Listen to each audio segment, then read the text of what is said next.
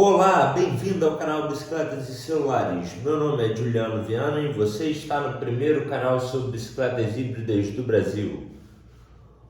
Bem, o Natal está chegando e eu preparei um vídeo especial para vocês, que é uma espécie de presente que eu tenho que dar para vocês, assim, né? Uma retribuição por vocês estarem aqui comigo.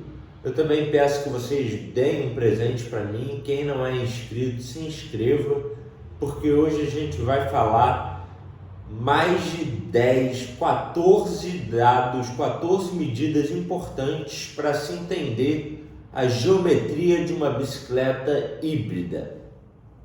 Show, galera? Então, assim, eu preparei esse vídeo com bastante carinho e espero que dê tudo certinho, que fique tudo certinho, tá bom?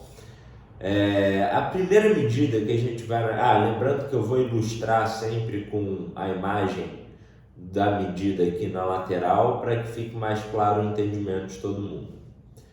A primeira medida que a gente vai analisar hoje é o comprimento do seat tube. Essa medida, principalmente medida do centro do movimento central ao topo do tubo, é usada como referência de tamanho em quadros derivados de mountain bike. Pois isso influencia muito o quanto o canote vai ficar exposto na bicicleta e também determina o cavalo mínimo, que é o comprimento das pernas, podemos dizer assim, do ciclista para usar aquela bicicleta. Então essa é muito usada como medida de tamanho nos quadros derivados de mountain bike, o comprimento do seat tube. A segunda medida que a gente vai analisar é o top tube. O top tube é usado como parâmetro de tamanho em quadros derivados de road bike, mas esse tamanho é o top tube efetivo, que é medido horizontalmente entre a superfície superior do head tube e o canote.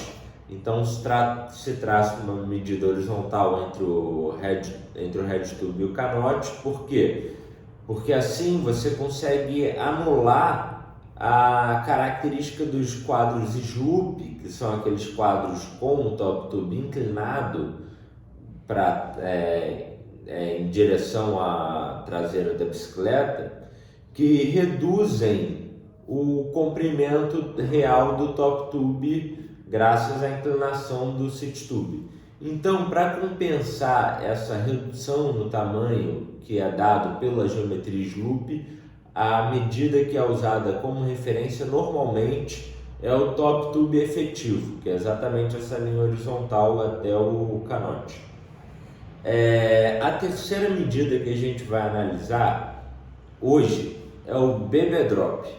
O BB Drop ele varia dependendo dos obstáculos que a bicicleta vai enfrentar e os pneus que a mesma foi projetada para usar.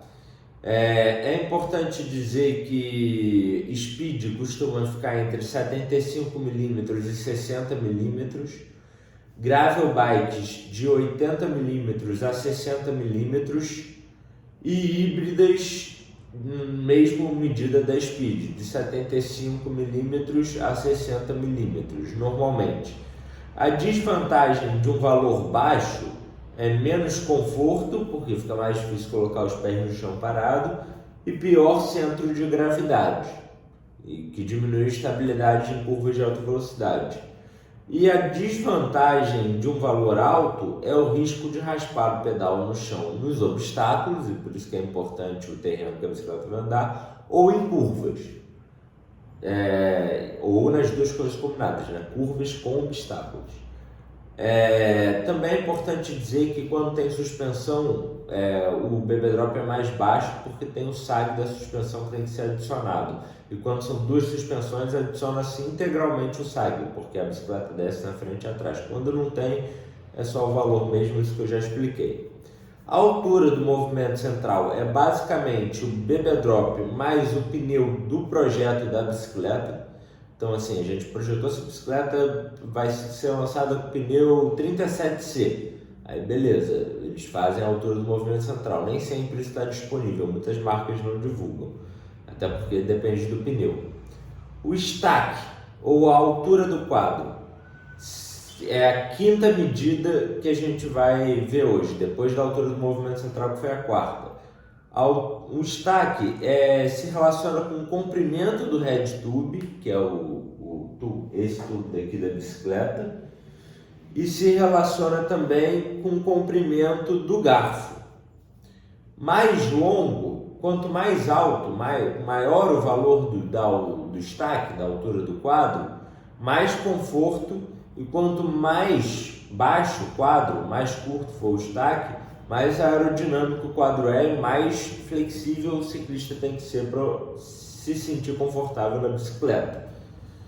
A sexta medida que a gente vai analisar hoje é o reach, ou seja, o alcance da bicicleta, que é o comprimento em linha horizontal entre os vértices do movimento central e o head tube. Então, assim, a gente traça uma linha entre o head tube, o centro do head tube e o centro do movimento central, e essa linha vai determinar o alcance da bicicleta. Pode ser entendido como a medida de comprimento do quadro, ignorando particularidades da postura do ciclista no mesmo, que é dada pelo ângulo do sit tube, e a mesa e o guidon. E é muito usado para comparar comprimento dos quadros de híbridas e gravel, pois do movimento central para trás, essas bicicletas são muito semelhantes.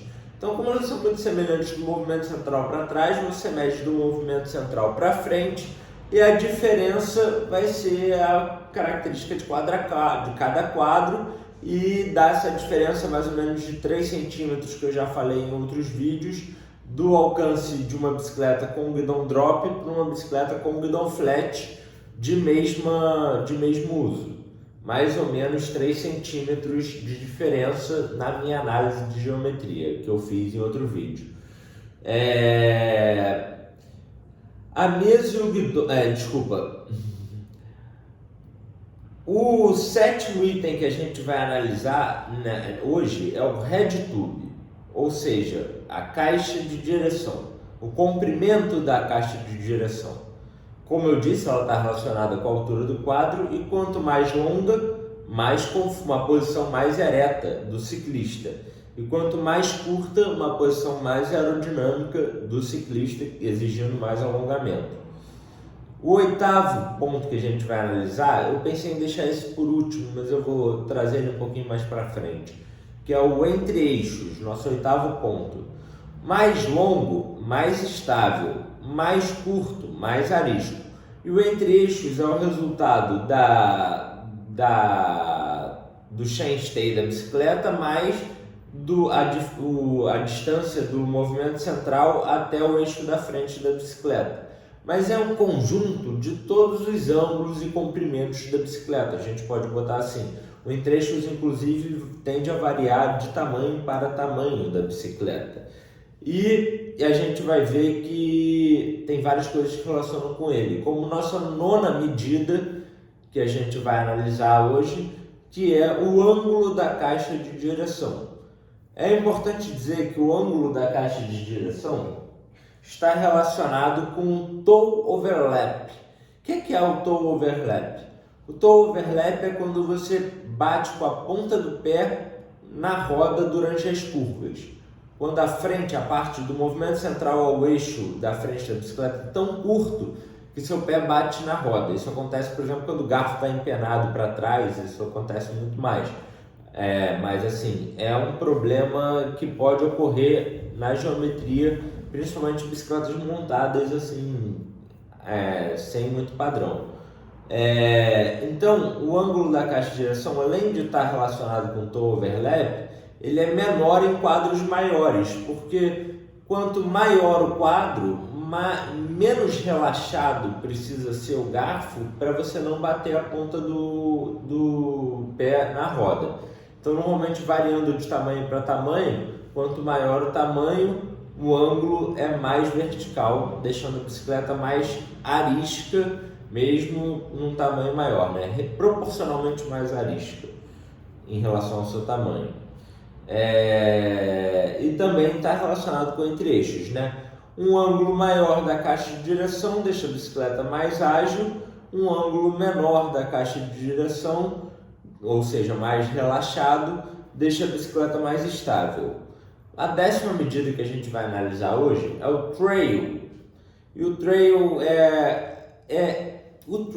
é a distância, porque se você traçar uma linha reta do ângulo da caixa de direção, até o chão, ela vai atingir um determinado ponto no chão. Como o garfo é mais curto, mesmo que ele seja levemente inclinado para frente, ele encerra antes desse ponto no chão.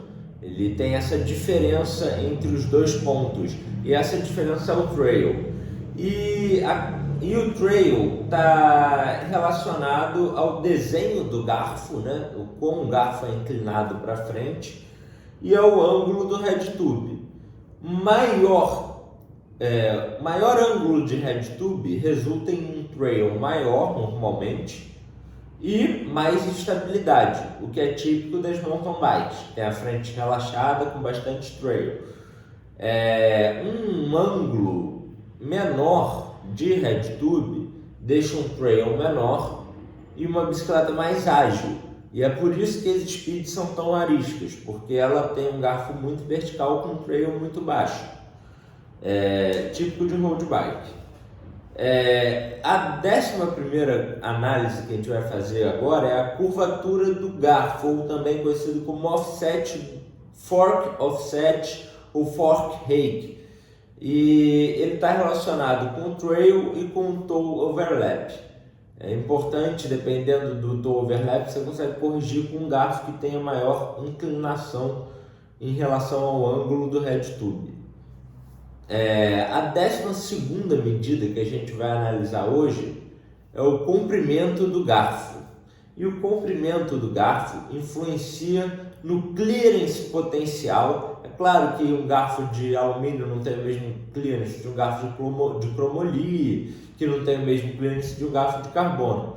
Mas o potencial de clearance é determinado pelo comprimento do garfo no projeto, e isso influencia diretamente o bebê drop da bicicleta, né? Porque você ergue a frente ou abaixa a frente da bicicleta, influenciando em 0,4 a altura do movimento central na proporção 1 para 0,4. A cada 1 centímetro que você tira do garfo, você tira 0,4 do movimento central. Então, é relacionado diretamente com o bebê drop. E também com o toe overlap, porque quanto mais longo o garfo, mais distante a roda fica do seu pé. Beleza, galera? A 13ª medida que a gente vai analisar hoje é o chainstay. E o chainstay é uma medida que já chegou praticamente no consenso de que quanto mais curto, melhor. E a gente faz basicamente o mais curto que dá. Claro que o ângulo do seat tube, dependendo do material, impede que o comprimento seja menor, além do próprio tamanho da roda, mas um ângulo maior, um comprimento maior de chainstay deixa a bicicleta mais confortável, com reações mais lentas, entre eixos mais longos e mais absorção de irregularidades.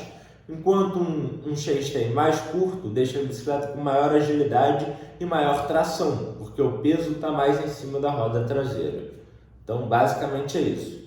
E para terminar, o nosso 14º item de geometria que a gente vai analisar hoje é o ângulo do selim, que influencia na postura do ciclista e influencia no bebê drop, porque quanto mais relaxado é o ângulo do selim, mais fácil fica colocar o pé no chão, mesmo com o mesmo comprimento de tubo. Então, uma bicicleta com um ângulo mais relaxado consegue um bebê drop com valor inferior também, sem comprometer tanto conforto. E influencia como a postura do ciclista? Um ângulo maior te dá mais força no pedal, porque você fica com um peso mais em cima do pedal. Por outro lado, tem mais pressão no joelho. Então, assim, é difícil, quando passa muito de 76 graus, já começa a ficar perigoso para o joelho. Então, assim, é um ângulo bom, eu considero assim, um ângulo relaxado, 71 e 72. Ângulo médio, 73. Ângulo avançado, 74, 75. Basicamente, para mim é assim que funciona. Eu considero sempre assim nas minhas avaliações. Até 75 graus, 75,5, tranquilo, dá para fazer. Quando você tem que abaixar a frente para transformar 26 em 700, é por aí que você tem que pensar. E um ângulo mais relaxado dá mais segurança na descida, porque seu corpo fica menos projetado para frente na bike, né? Você fica mais recuado. Então, nas descidas é melhor um ângulo mais relaxado. Essa é a grande vantagem do grau menor no City Tube. Então, gente, esse daqui foi só um apanhado do que eu sei sobre geometria que eu queria trazer aqui para vocês. Vocês podem fazer suas próprias análises. Esse presentão que eu dou para vocês de Natal, uma coisa que poucos canais fazem. Espero que tenham gostado do vídeo e agora deixem um presente para mim. Se inscrevam no canal, porque a inscrição é o mais importante. A gente tem que chegar em 1000 inscritos para a história começar a ser escrita e eu conto com a ajuda de vocês. Muito obrigado e tchau, tchau!